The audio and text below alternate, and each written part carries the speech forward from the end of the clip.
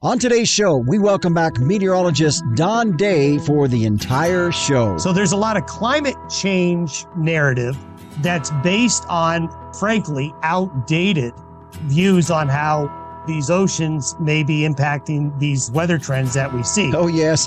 Our discussion of La Nina, sea surface temperatures, and some extreme weather events leads us down the road of talking climate change. But to blame the whole basket of drought troubles on just climate change is basically the people who are saying that are just, well, I'll be nice. They're ignorant. They're ignorant of the main climate drivers. Plus, he'll give us his perspective on when he believes the La Nina will fade, and we'll go region by region across North America and what he predicts the winter and early spring to look like.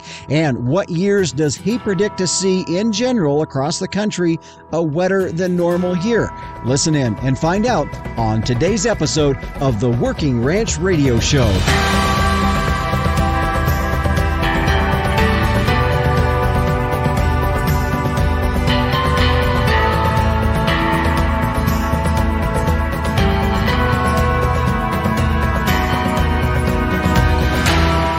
Welcome back here again. This is the Working Ranch Radio Show, and I'm your host, Justin Mills. We're glad to have you joining us here on our program today. I realized, though, my voice is a little bit raspy here on our program today. And the other day I was in a meeting and I had made a comment about, I thought it was because that day I'd been moving cows and I was kind of hollering at my young dog a little bit more than I would normally be. And he was a little bit out of control, unfortunately. And we're going to have to go back to the pens with him as we were moving cows out in the pasture, and all of a sudden I look out there and he is now in the front, should be on the side or in the back, and he was in the wrong spot. So I had to get him back in the pickup and we were done for the day. But in that process, I kind of blamed it on that whole episode there, but I think I kind of have maybe something a little bit bigger than that. But we're getting by, and we are glad to have you here on our program today. We're going to be talking weather today, and if you heard us in the very beginning of our intro today, meteorologist Don Day is joining us. If you're a regular listener here of the Working Ranch Radio Show, well, then you know meteorologist Don Day is not a stranger to us here on our program, as he does deliver for us every show a long-term weather outlook, a brief outlook for the country. Today, though, we're going in depth, and it's a great discussion because we're going to really go a lot of different directions with this. Of course, first we're going to be talking about how long he predicts the La Nina to hold on there, because we are going into winter number 3 of a La Nina weather pattern. And so he's going to talk about that, and then also as it fades, how that's going to affect weather across the country as we go region by region. But in between all of that, some really good discussion from his perspective about some of the climate change narrative that takes up a lot of the mainstream media and the rhetoric that you hear in that, and a really good perspective that he's going to share with us on that. So a great program today. Glad to have him joining us for our entire show. Right now, I do want to thank our sponsors of the Working Ranch Radio Show. You know, this time of the year, in fact, last week we did it. It's weaning time. And so when you're thinking weaning time and you want protection and recovery, well, then think Vita Charge by Biozyme. For more information, visit vitafirm.com/Vita-Charge. And a while back, you know, we talked about genomics. It was a program we had a while back. And if you're interested in something like that, go to this website, visit inheritprogress.com.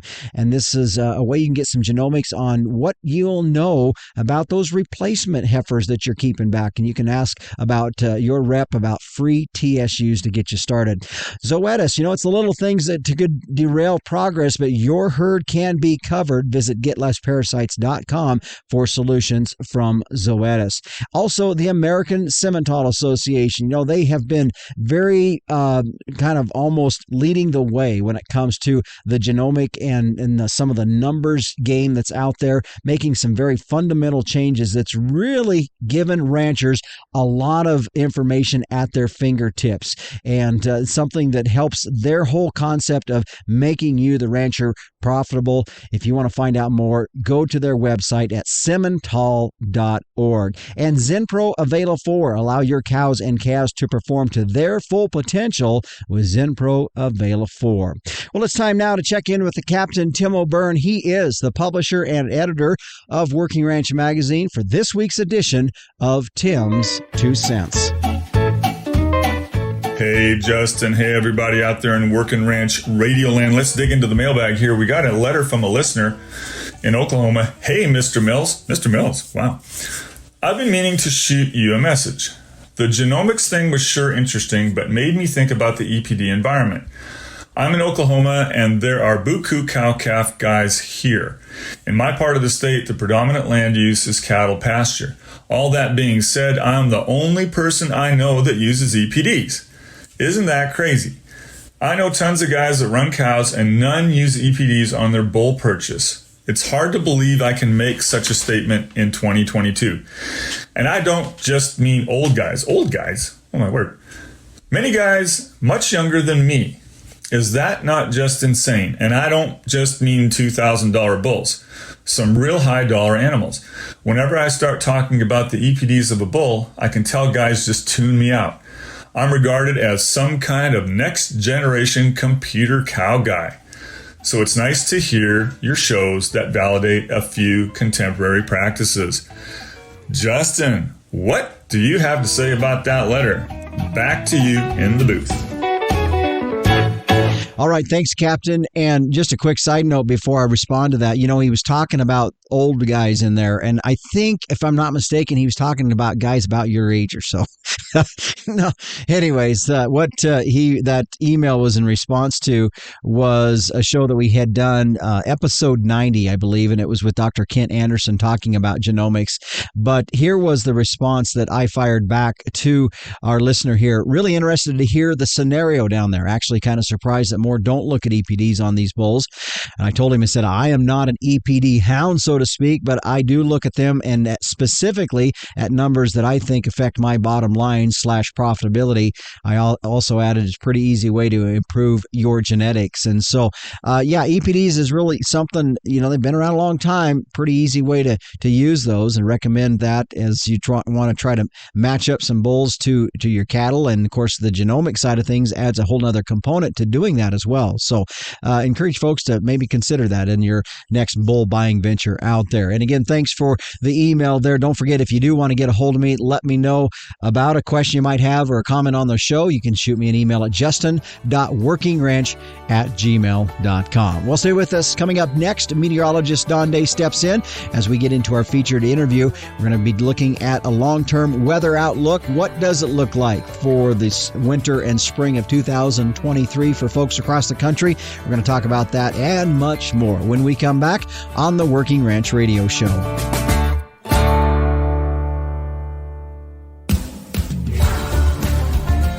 Control comes when you focus on the little things, from daily chores to parasite management, because any little thing could derail progress. But your herd can be covered. Visit GetLessParasites.com for solutions from Zoetis. Starting off in the right direction is essential to gaining an advantage later when you go to market your calves. And I have proof that the right direction is with Sim Angus sired calves. A 2020 study by K-State showed that Sim Angus sired steer calves earn more at sale time than all other breed identified sire groups, with at least 50 lots represented on Superior Livestock's 2020 summer sales. The proof's right there. For low-risk, high-potential calves with earning potential, be confident that Sim Genetics will give you more per head, period. Stand strong, Simmental. And we welcome you back here to the Working Ranch Radio Show. I'm Justin Mills. Our featured interview here, as you heard in our first segment today, we're going to take a long-term look at our weather. And of course, we always have done this from time to time. And joining us, as he has in every show with our long-term weather, is meteorologist Don Day. And Don, thanks for joining us here today as we get a little bit more in-depth here today. Good to be here.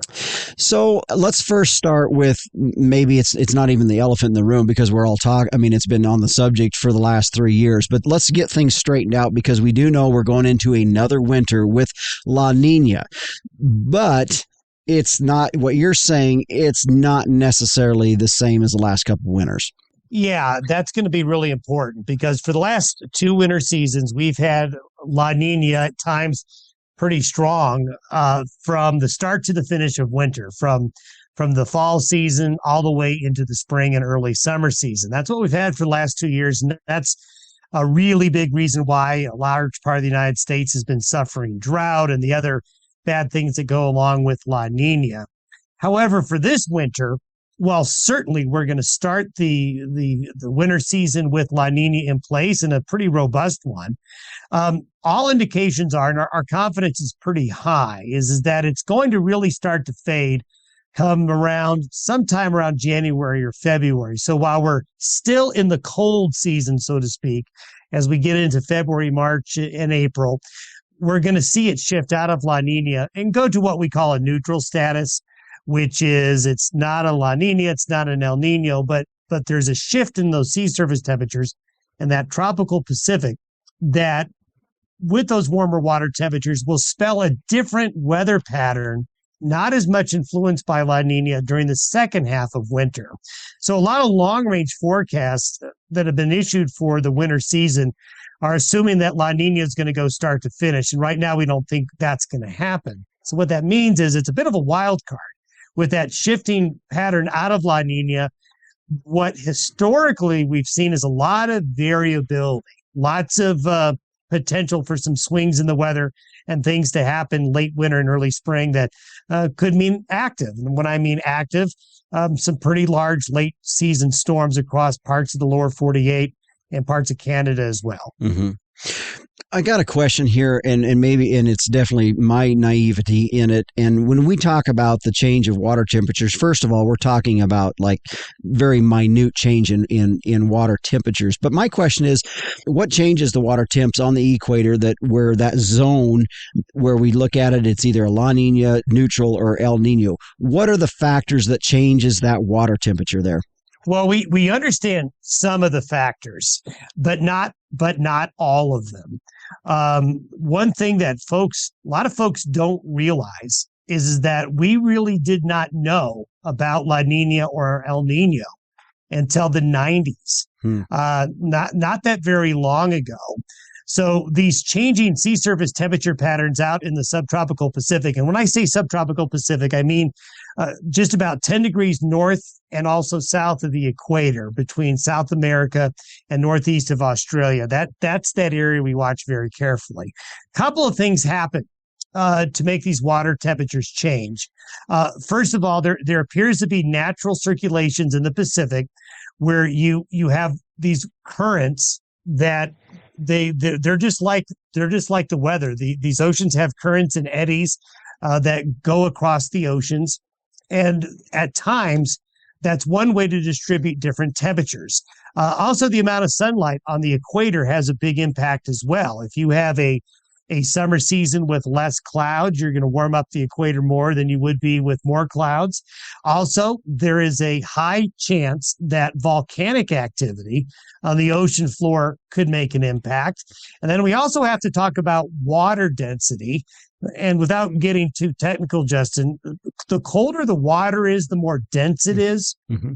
And so if you have colder water, that tends to cause those colder waters to sink as opposed to the warmer water around it.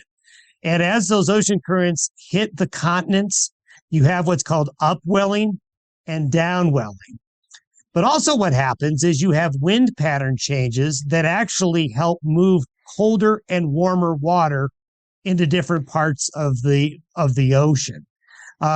There are a lot of variables that affect these cyclical changes in sea surface temperatures and these anomalies that we see.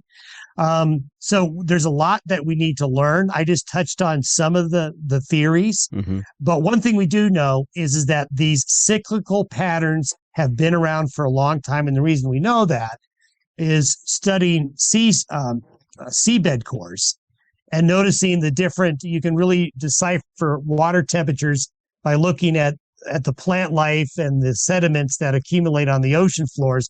And we know that these alternating warm and cold periods have been around since we've been around. I mean, since we've been around. Mm-hmm. So they're a totally natural cycle. How they all work completely, we don't know. We're learning, we're getting more knowledge, but we don't have a really good answer on exactly all of the things that come into play. Mm-hmm. And, what I find interesting is you talk about some of the historic or the weather patterns that have been going on for centuries. And yet when we get into the debate on climate issues and they want to mix in some of the current weather events and use that as the points, proving the points that we are seeing a major climate change issue out there, the reality is they're not really reconciling the current weather patterns that we're in with what it was many, many years ago. Yeah, what happens a lot of times is that what has happened with the weather, whether you call them weather extremes, floods and droughts, hurricane activity that is blamed on climate change, a lot of times is actually because of these recurring Pacific cycles. And the last 3 years is a really good example of that. The drought conditions in the Southwest and Western United States and parts of the central U.S., historically, from what we've been able to decipher from previous La Niñas and El Nino cycles, is that if you have a multi-year La Nina, you have drought in the central and western United States. Now, that is due to a colder subtropical Pacific, not because of those subtropical waters overheating that you would expect in a climate change narrative. It also is important to point this out. A lot of people don't know this. A lot of the climate change theory based on greenhouse gases was formulated in the late 70s and the early 80s, even going back to the 1960s. This was before they even knew about these ocean cycles in the Pacific.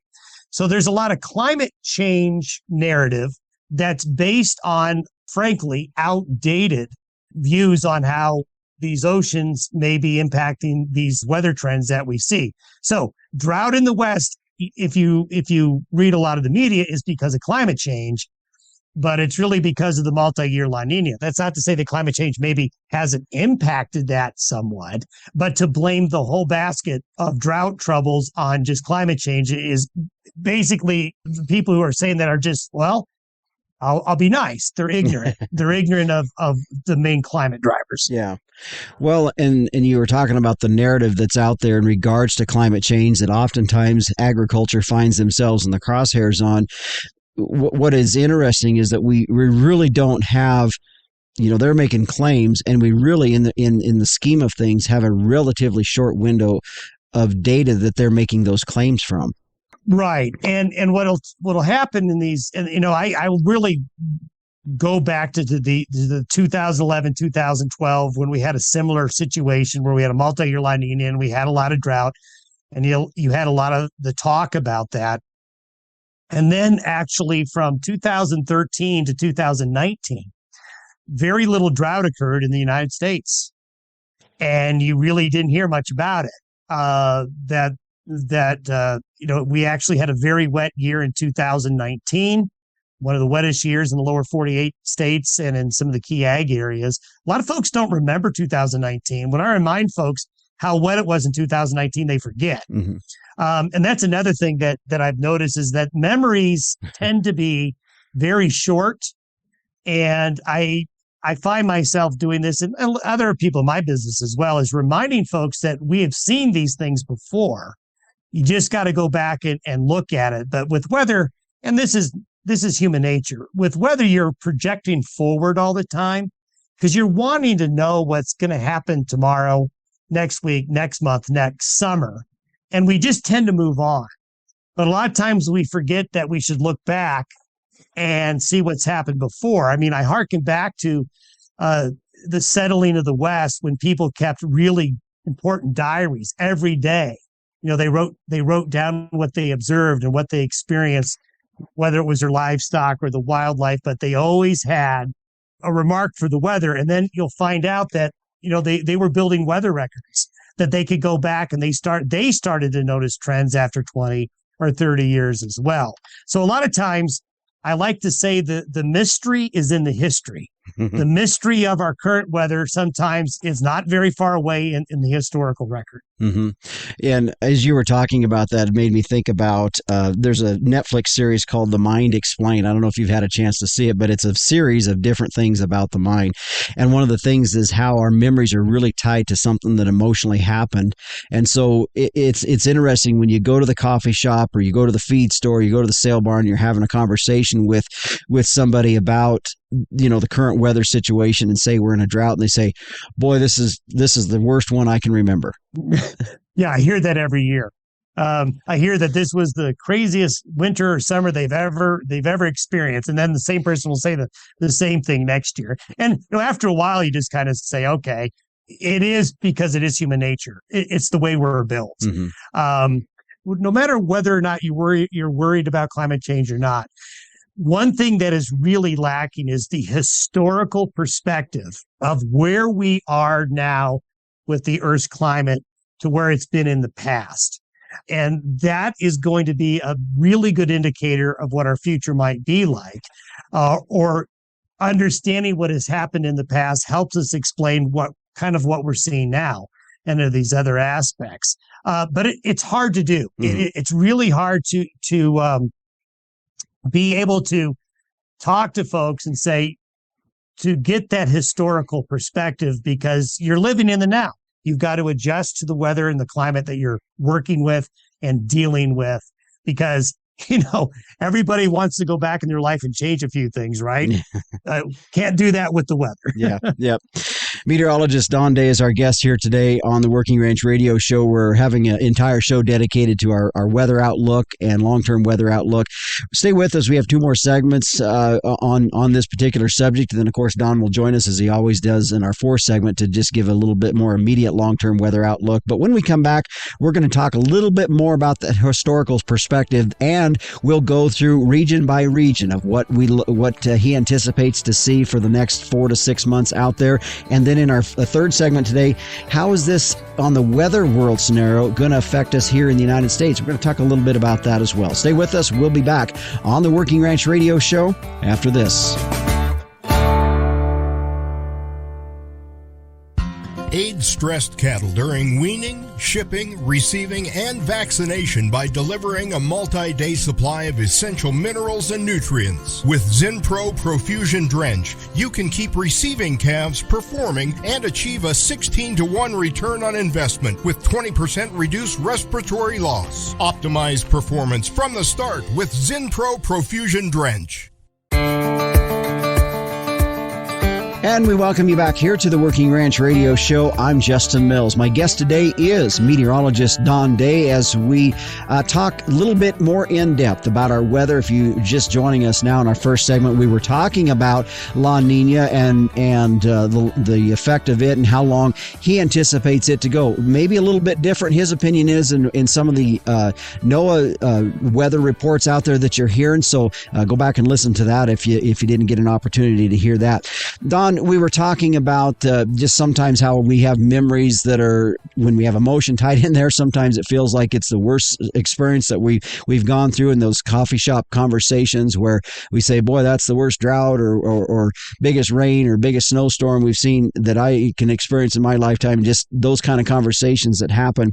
So from a historical perspective, because you are really big on this and that we really need to look at our weather, not just immediately, but look back over the years. So from a historical perspective, this La Nina that we've been out of, and I know you've also equated it to back in 2011 and 12, but if you look at it, how is it in comparison to over the years?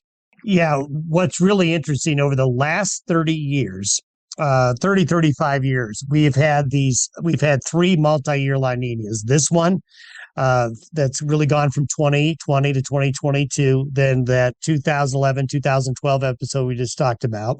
But then if you go back, there's another one that happened right around 1999 through 2001. All three of those, if you look at the impacts, that was some of the worst drought conditions across a large part of the central and western United States over the last 30 years. The last three major droughts have occurred during these multi-year La Ninas, and it's no accident, because La Ninas mean less water vapor from the Pacific, less opportunities for rain, more wind, all of these things that come along with it. Now, folks may say, okay, can you go back even further? And we can, and we could go back into the 80s and the 70s and the 60s and the 50s and the 40s to where we have fairly decent weather records, and we can see these cycles going on through. But another thing that, from a historical standpoint, which is really important to point out, is that let's go back to that 1999 to 2001 multi-year La Nina and that drought, because this current drought reminds me of those last two periods. Mm-hmm. We had what was called the the Great Pacific Shift that happened in the late 90s and right around 1999 to 2000.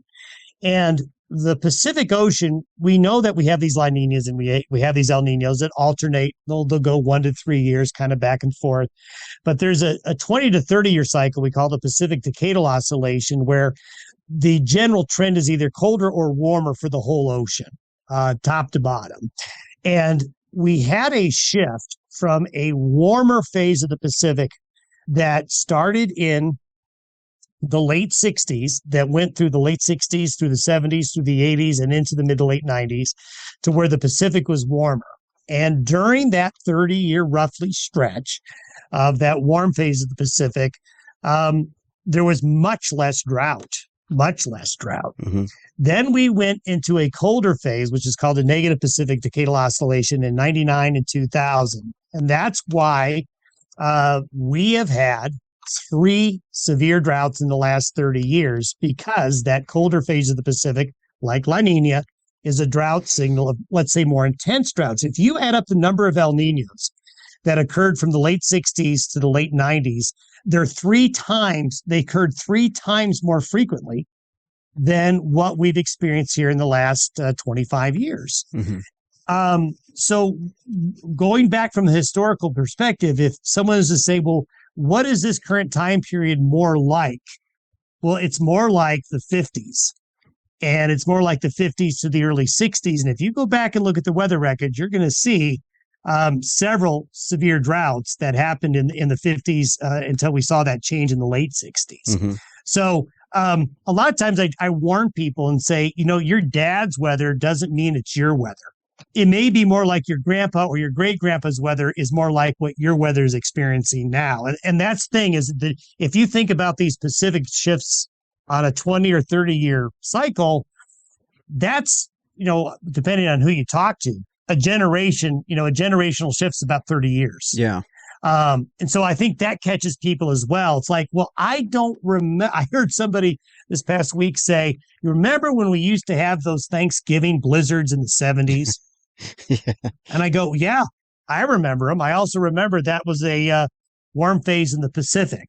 And they said, well, we don't get those Thanksgiving blizzards anymore. And the implication was, we'll never see them again because the climate's changed. It's like, no, we'll see those Thanksgiving blizzards again as soon as we shift out into this next phase in the Pacific. So that's that historical angle that I think is really, really important. But frankly, there's very little resources to be able to find that up. You've got to do a lot of research and digging to understand these past historical trends. Mm-hmm. When you were talking about going back, and it says you think that we're kind of in this 1950s era of weather, it made me think about this. The 1930s was what they call the Dust Bowl era. Will we ever get to see something like that again? I mean, and maybe that's a pretty open-ended question, but have we seen something like that since then? But it's just different because of our society and the mechanisms and the mechanics and everything that we have now. We're handling it different. I certainly hope we don't see that again. I don't think no one would want to see the Dust Bowl years again. Will it happen again? Well, probably it will. From what we do know about the 1930s and what led to the Dust Bowl, was likely a cold Pacific phase, and the temperature records we have for the lower 48 states in the 30s, there is still no decade that has been as warm as the 30s. Oh, really? Yes, and so now you can find some temperature databases where they've done, let's say, some very peculiar picking of data, cherry picking we call it, mm-hmm. to make the 1930s cooler. But you will not find a decade as hot as the 30s in the lower 48 states, even the last 20 or 30 years. Temperature databases are something that people have played with and worked with, and you got to be careful with which databases you work with. But we still haven't seen anything as hot or as extreme as the 30s, even in the later periods of time. So we certainly hope it doesn't happen again. And the thing is that we do know globally, the episodes like the Dust Bowl have happened in other parts of the world. A lot of times it's a lot of variables lining up at the same time to cause an extreme situation like that. But what happened after the Dust Bowl? It went away, didn't it? Yeah. And when it it phased itself out. It didn't hold. And that's another thing to remember. So I always tell folks, I said, the big secret to weather and climate is that the weather and climate is a sine wave. There's these alternating periods of fluctuations that it all depends. If you really want to understand where you are in your climate, understand where you are on that sine wave. Because if you were to graph temperature, pressure, humidity, precipitation, clouds, whatever, you're going to notice the up and down waves that you had in your high school algebra class when you had to make those graphs, those sine waves, those ups and downs. That's how the weather and the climate works. Well, and I want to point out, too, that episode 80 that we did here on the Working Ranch Radio Show was using long-term forecasts for stocking decisions. And that program had a lot to do with what you were talking about with looking at some of these longer cycles, 30 to 40 or 30-year type cycles, and then also these 10-year type cycles, and using that. So that's something to maybe go back and listen to.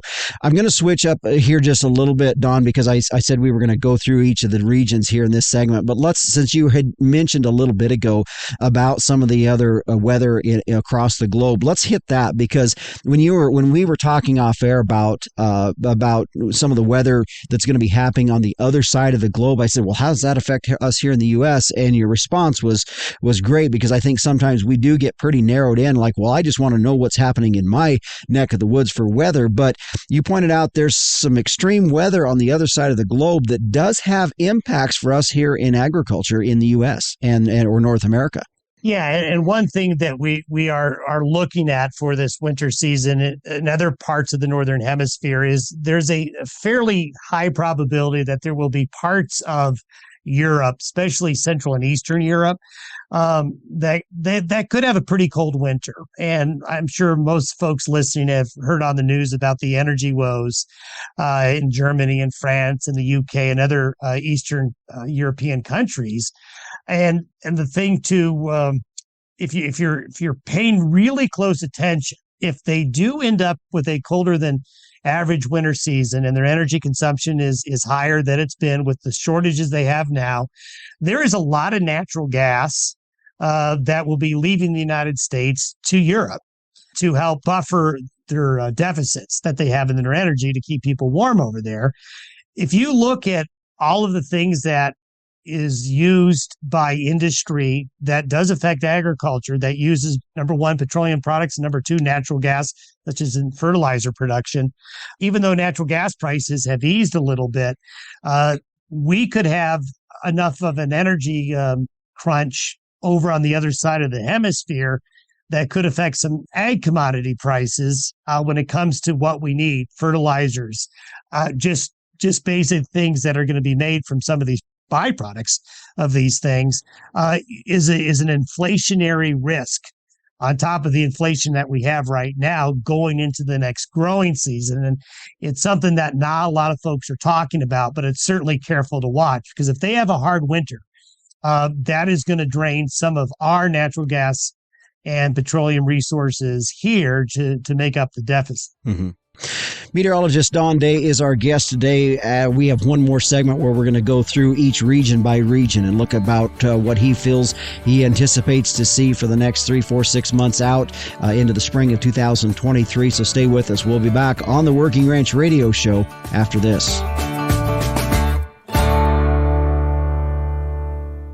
Every year you pick your replacement heifers. Some become profitable cows. Others disappoint. How can you make more reliable selections? Genetic testing.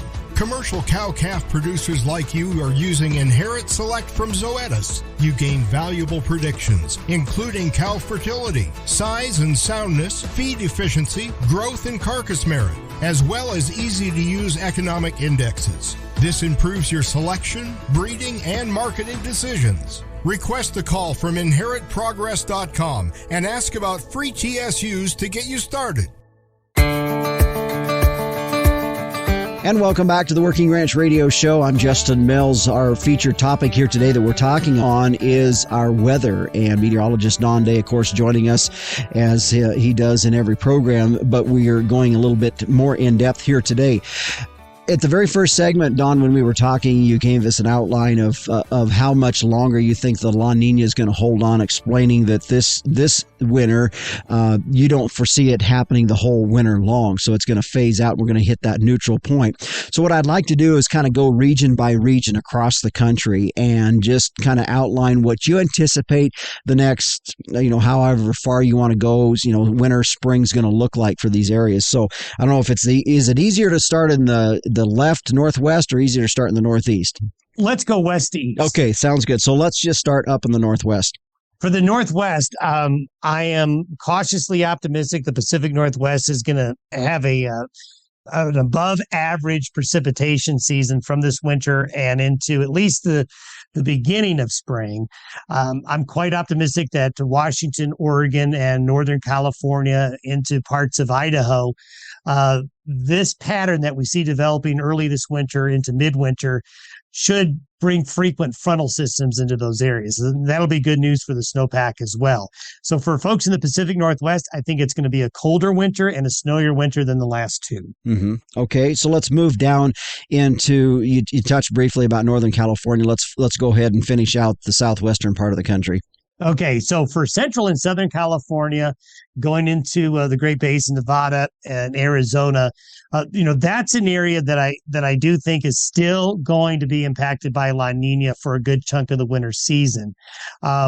California and part of the desert Southwest, if you look at their bigger winter months with precipitation, it happens in January, usually late December, January, and into February. That's where you can get some really big rains in California in the winter season.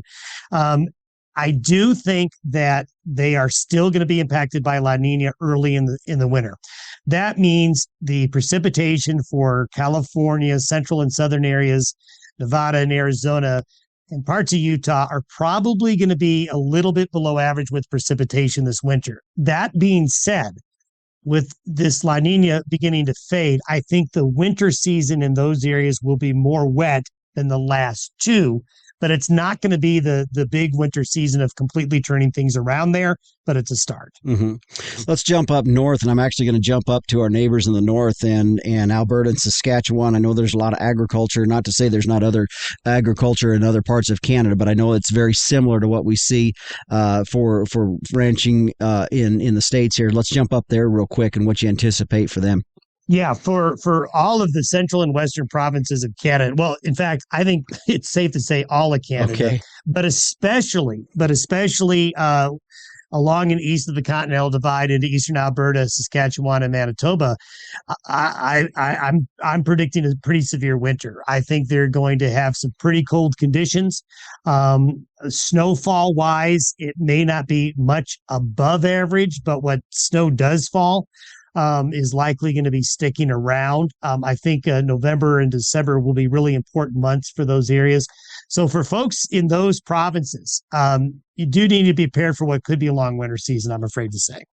So will that long winter season head south? Are we going to see that in the Mountain West as we kind of move south and talk about the Mountain West region? Certainly it will. And I think we need to use the Continental Divide as kind of the dividing line between where the winter will be more severe and less.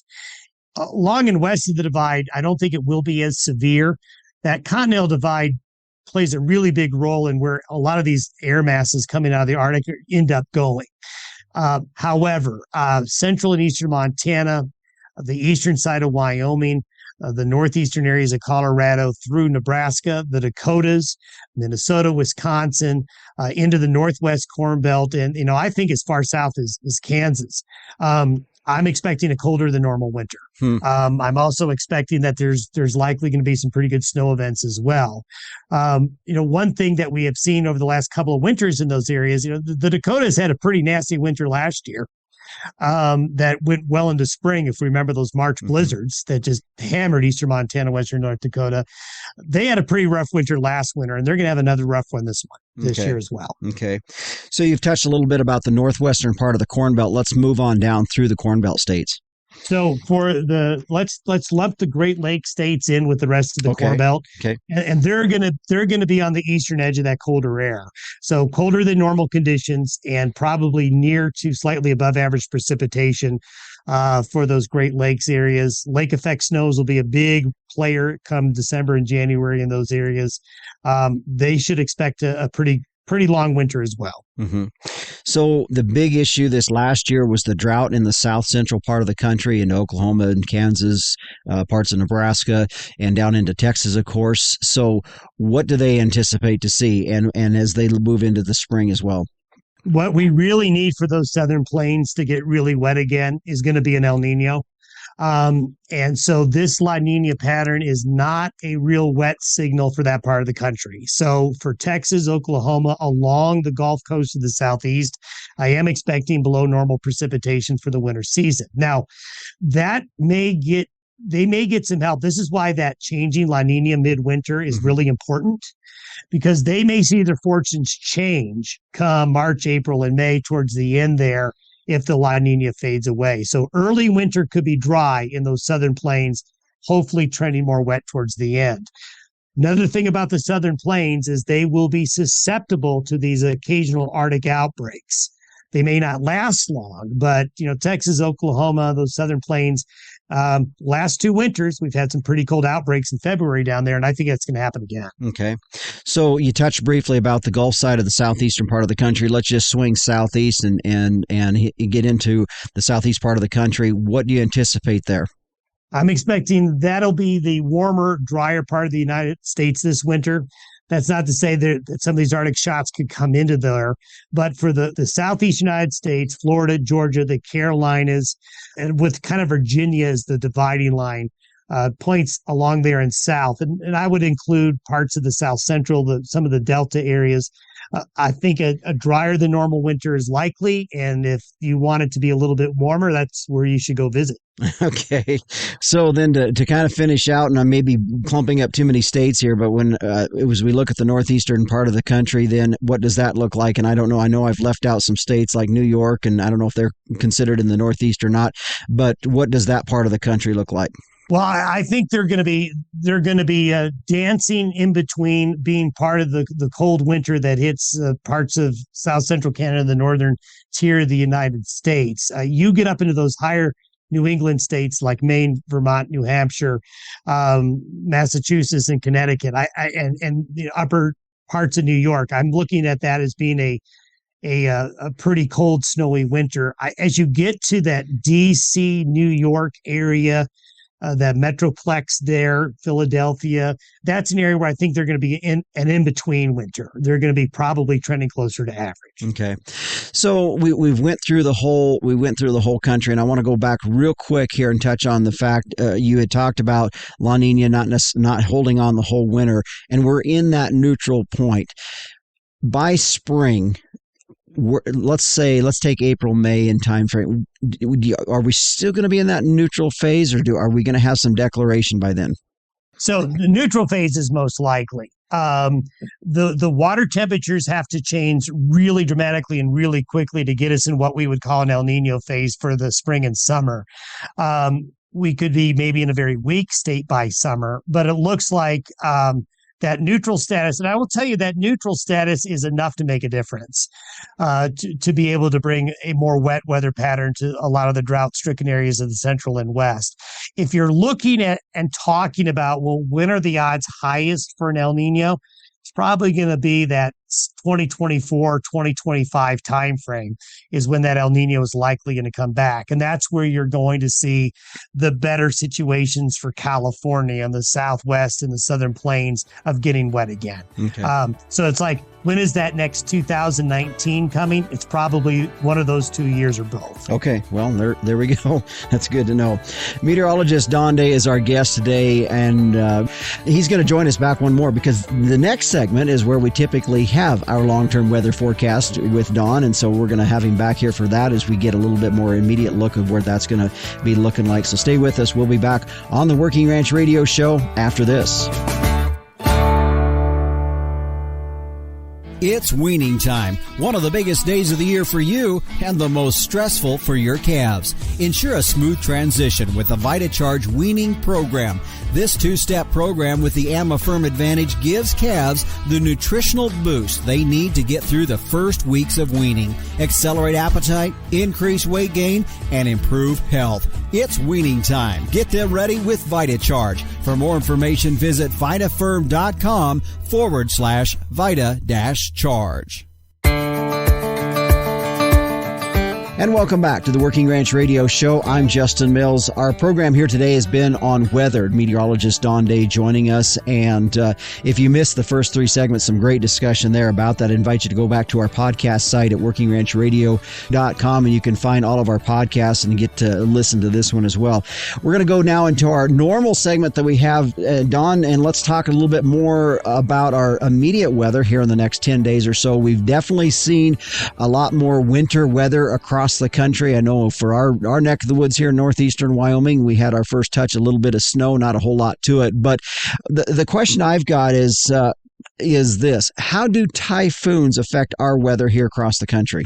Yeah, that's a great question, because a lot of folks might say, well, what's a typhoon and how could that affect us here? Well, typhoons are basically hurricanes, but in the Western Pacific, in the Indian Ocean, in the western side of the Pacific Ocean. They just call them typhoons, but we could just say that they're hurricanes. And when you look at the time of year we're in, here we are about ready to go into November. We're at the end. We're getting to the end. We're not done with it, but we're getting to the end of that tropical storm and hurricane season.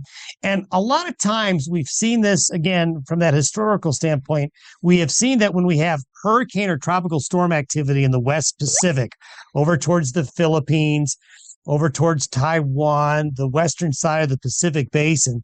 A lot of times in the late fall season, we'll see a hurricane or a tropical storm form there and then take a track north all the way up to the higher latitudes, to where basically what's the left of these tropical storms or hurricanes gets fed into the jet stream that this time of year is getting really strong across Siberia and going out across the North Pacific. And it's like throwing gas on a fire. You take that leftover hurricane energy and moisture and you plug it into that jet stream. It causes that jet stream to get very energetic and strong. And what that'll do is it'll be like snapping a garden hose. If you snap a garden hose with your wrist, you notice a little wave will go along through it. You have a straight garden hose, but you snap it, all of a sudden it'll wave. And so what a typhoon will do is it'll cause that straight jet stream wind to buckle. And if it buckles, you get these big dips where the jet stream comes from the north and goes south and goes back up again. That opens the door to the higher latitudes. If you open the door to the higher latitudes, you open the door to the cold. So it's like we're leaving the freezer door open. Mm-hmm. Here it comes. The freezer door is open and that cold air just spills on out. And a lot of times, as we go from the early part of fall to late fall to early winter, sometimes these typhoons kind of set into motion the start of the cold season in parts of the northern hemisphere, especially across North America. So we're talking about something 7,000 miles away happening. That will directly impact the weather here. And that's what we've been seeing too. We've actually seen these waves of weather disturbances coming through that's bringing the wintry, colder weather here the last while, and that's kind of what you're anticipating going forward. That's exactly right. And I think if you were to look at temperatures up in Siberia and the snow cover that's building there, as well as parts of northern and central Asia, we're building that cold air with those long nights now. So once we start having these cold surges go and penetrate further south, that just propels us into that longer, colder season. And also, you start to put snow on the ground like we've seen over the last week in parts of Canada, Alaska, the Northwest Territories. That cools things off as well. So we're really starting to see the season wanting to change. Mm-hmm. So with that, I guess we've talked a lot of weather stuff here today. You kind of give us an idea where we're at. For folks that just want to kind of keep tuning in with what you're doing, I know you've got a YouTube channel and your website. Are those the best ways to follow you? Yeah, when a search engine is put in Day Weather Podcast, and it'll take you to one of those locations that runs it. update it in the mornings, Monday through Friday. If there's something really fun going on, we'll update it on weekends. But we do talk about these things. We do talk about what's going on out in the Pacific and try to give you kind of a clue on what may come, not in the next 5 days so much, but the next 10 or 15. You bet. Well, I appreciate you taking the time. We had a longer format today. It's always extremely educational, and I think, folks, weather is such an important part of our industry, so I appreciate you taking the time to join us here today on our program. Happy to be here. Meteorologist Don Day, our guest on our program here today, and just real quick before we wrap up this segment, and that is when Don and I were talking about some of the extreme weather events that we've seen, and a lot of time when those things happen or we're going through those things, then our memories are that, boy, this is the worst that we've ever experienced. We were kind of joking a little bit about that. And I guess the thing that I want you to know is that it's not a joke. When there are extreme weather events, that may not have been a 100-year situation, but when it's an extreme weather event, it is serious. And the devastation that we experience as ranchers, whether it's loss of livestock or whether it's equipment or infrastructure, barns, whatever that may be, it's still important. And so it was not meant to be disrespectful of that element, other than we were just talking about the perspective of really understanding our weather in light of the centuries and centuries of weather that has taken place. So I just felt it was important that I take some time to kind of make sure you're aware of that and clear that up. Well, stay with us. Coming up next, we'll put a wrap on this week's show and talk about what's on tap for the next episode of the Working Ranch Radio Show. Back after this. Do you have a young child, grandchild, niece, or nephew that loves the weather and wants to learn more? Day Weather has produced a children's weather journal full of weather facts, fun weather experiments, coloring pages, and pages to record weather observations for every season of the year. The weather journal is for ages 3 to 7 and designed to be fun and educational. The interactive weather projects are fun for the whole family to take part in. For only $10, the Day Weather Journal is a great gift idea for any occasion. Click on our Amazon link to order at dayweather.com. Well, before we head out on this episode of the Working Ranch Radio Show, I do hope you enjoyed our program here today with meteorologist Don Day. If you're a regular listener, you know that he joins us in every show to give us kind of a shortened version of a long-term outlook for weather across the country. And it's always good when we have the opportunity to have him on for an entire show to not only talk about a long-term weather outlook region by region, but also just some of the other conversations that we have regarding weather that I always walk away with feeling like I was quite educated and very knowledgeable than compared to when I went into the conversation. So hope you go back and listen to that. By the way, today's episode is episode 93. Now, coming up on next week's edition of the Working Ranch Radio Show, I invite you to tune in or download, as we're going to have cowboy chef Kent Rollins out of Hollis, Oklahoma, will be joining us. Now, I know for a lot of you, you've probably seen him on his YouTube channel, or maybe a few years ago, you saw him on some of the competition cooking shows that were out there. Pleased to have him. Be sure to join us next week for cowboy chef Kent Rollins joining us here on the Working Ranch Radio Show.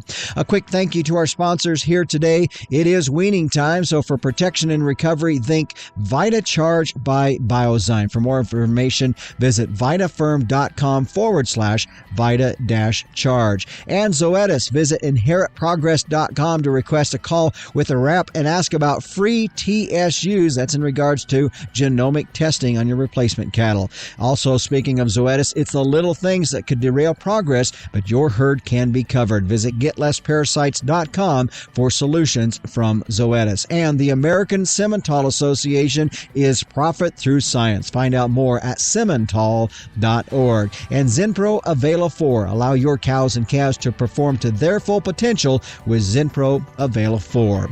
Well, the Working Ranch Radio Show is a production of Working Ranch Magazine, branded #1 by America's Ranchers. If you'd like to start your subscription, you can go to workingranchmag.com and get your subscription started today. We thank you for joining us here on our program. We hope you tune in next week at this same time, same place, or on your favorite podcast provider. I'm your host, Justin Mills, and until next time, keep your chin down and your mind in the middle. So long.